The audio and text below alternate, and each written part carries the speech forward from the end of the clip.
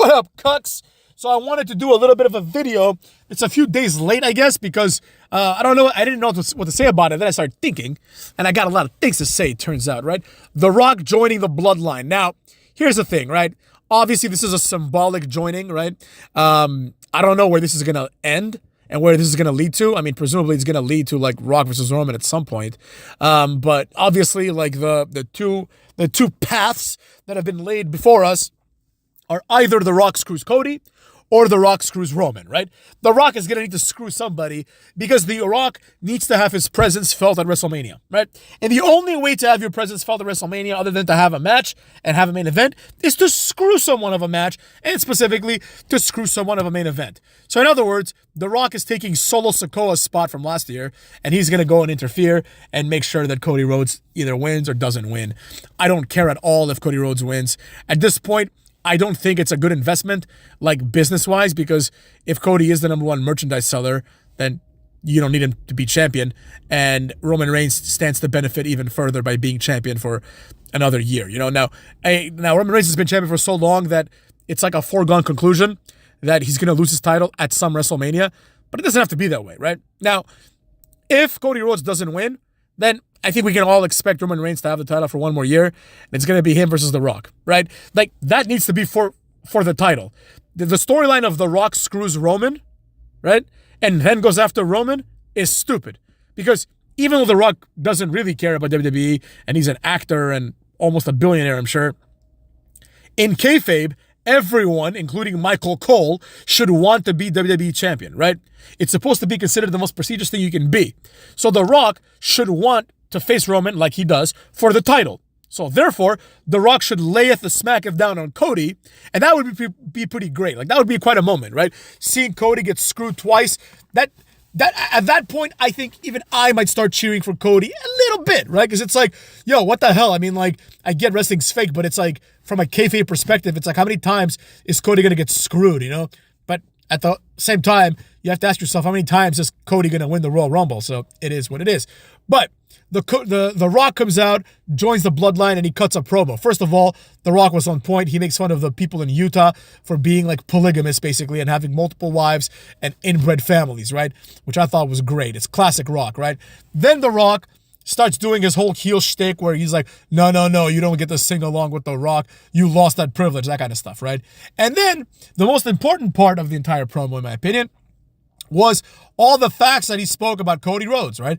About the Cody crybabies, right? And the metaphor that he used was kind of silly, but it made the point, right? The metaphor was that the San Francisco 49ers lost the Super Bowl, right? They didn't go and request an immediate rematch, right? They didn't do that. You know, and it's a good metaphor just because the Super Bowl was like a few days before that. But the truth is, The Rock makes a good point, right? In real life, right? And wrestling is supposed to, in some degree, mirror real life, right? Like, yes, wrestling itself is a show, so it's not a meritocracy, but it's supposed to mimic one, right? And the idea is, you don't just get to do it again, kid. Like, we tried this once, and you weren't good enough, right? At least in terms of kayfabe. We tried once, you couldn't beat Roman Reigns. So now Cody Rhodes makes everyone wait. He basically holds the company hostage for a year so he can get his rematch. Why didn't he try to get a rematch immediately after? Why was he going after the tag team titles with fucking whoever it was, Jey Uso? That doesn't make any sense. Nobody wants to see that garbage. We want the story to end, right? Now, imagine if the story does not end, right? Imagine, I mean, all signs point to Cody is going to win, unfortunately. Like, I mean, I'm still holding on for Roman, but it's like the video game is coming out and it's all about Cody, finish your story. Like, will they really do the same thing twice and waste 2 years of our lives? Maybe. If anything, Cody's a good patsy to just have there and lose twice in 2 years to continue Roman's historic reign. But I digress. The point is, Cody Rhodes, like, it seems like that the character of Cody Rhodes is only content with finishing his story in a very specific way. And that's the problem with this entire storyline, and that's what The Rock kind of articulated. For some reason, and of course, obviously I said it first, before The Rock, before that jabron, but for some reason, Cody's storyline and finishing the story means two things. Number one, it must be at WrestleMania for some reason. And number two, he must win, right? Sometimes the story ends and you don't get what you want, right? That's something that has been lost in this shitty finish the story metaphor, right? Sometimes the story doesn't end the way you want it. And maybe that's what they're trying to say here, right? Cody can finish the story and not be WWE champion. You see what I'm saying? This doesn't mean that he cannot be WWE champion, whatever, like next year, right? And that's what they're going for. That's the tease. The tease is this movie now Rocky 2? Like the first WrestleMania 39 was Rocky 1. Cody got close, but he didn't beat the champ. And in Rocky 2, Rocky beats Apollo. So maybe now Cody Rhodes is going to do Rocky 2. But what if this is Rocky 1 again? You know what I mean?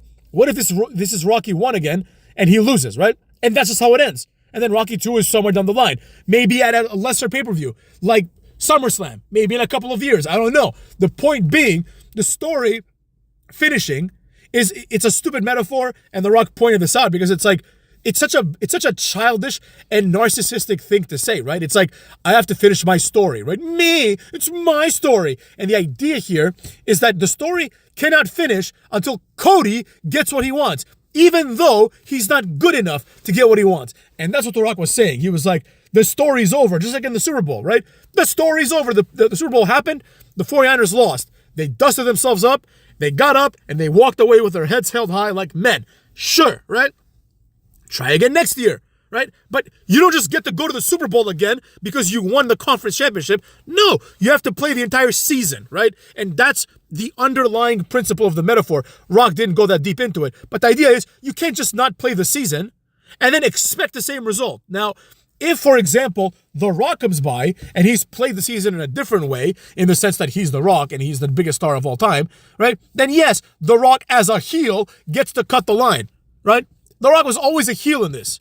He was never a face, right? He was going to stand up to Roman, but the underpinnings were always going to be, wait a second, so Drew McIntyre has to fight in the Elimination Chamber to find a spot at WrestleMania, but The Rock just walks in? Yes, The Rock just walks in because The Rock is The Rock.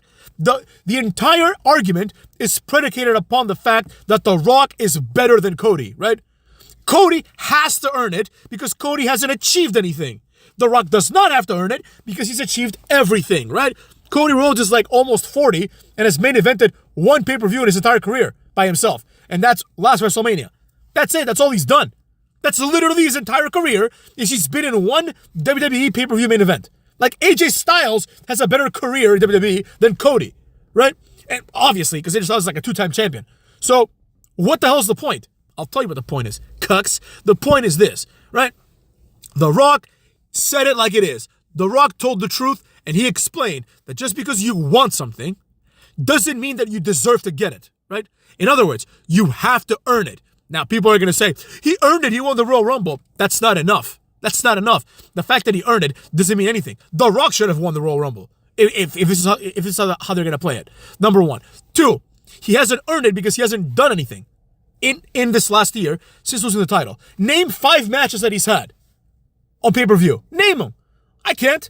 I mean, if you discount things like the Royal Rumble and, War Games that have like 15 people in it, how many singles matches has Cody had? Like 3 on pay-per-view? And how many of them, not even 3, because he also had like stupid matches with the Jey Uso, like in the tag team thing, right? How many main events has Cody had in WWE? Like this year. How many pay-per-views has he headlined? They always say like, oh, Roman isn't around. Fuck, then why don't you headline the pay-per-view? It should be easy then, right? The pay-per-view main event shouldn't be anything but Cody Rhodes. But it's not. Because Roman Reigns does come back. And when he comes back, he of course headlines, right? And there's other things that are happening that are more interesting, right? And the gimmick pay-per-views get in the way. But I don't remember the last time Cody Rhodes was on a pay-per-view main event, right? In a singles match. In a singles match, cuck. Not in a multi-man bullshit. In a singles match. And the truth is that he hasn't done anything. He hasn't earned it from the perspective of kayfabe. From the perspective of kayfabe, he comes out looking like a pussy who just complains his way to the top. And the truth is, this is going to be the reason why the fans turn on him, right? And Cody Rhodes is not going to be able to play a good heel because he's just doesn't have the range. He's just like an overly emotional sissy. That's his character. So, that being said, I couldn't give a shit what happens, but I am going to be watching, of course, because I'd like to see The Rock layeth or smacketh down on Cody Rhodes' candy ass. You know what I'm saying?